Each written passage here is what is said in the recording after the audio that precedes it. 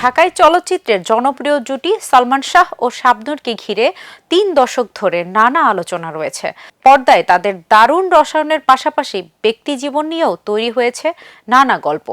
বিশেষ করে তাদের মধ্যে প্রেমের সম্পর্ক ছিল কিনা এই প্রশ্ন বারবার সামনে এসেছে। এবার বিষয়টি নিয়ে মুখ খুলেছেন সালমান শাহর মা নীলা চৌধুরী। সালমান শাহ হত্যা মামলায় অভিযুক্ত খল অভিনেতা ডন গ্রেফতার হওয়ার পর বিভিন্ন প্রসঙ্গে কথা বলতে গিয়ে ছেলে ও শাবনূরের সম্পর্ক নিয়েও মন্তব্য করেন নীলা চৌধুরী।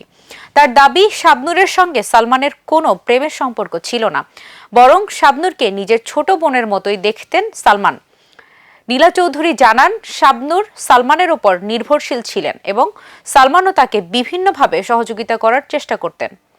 সালমানের কোনো বোন না থাকায় শাবনূরকে তিনি বোনের মতো স্নেহ করতেন। তবে শাবনূরকে নিয়ে কিছু অভিযোগও করেছেন সালমানের মা।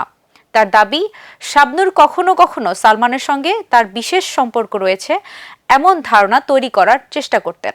পরে তাদের সম্পর্ক নিয়ে নানা ধরনের গল্প ছড়িয়ে পড়ে।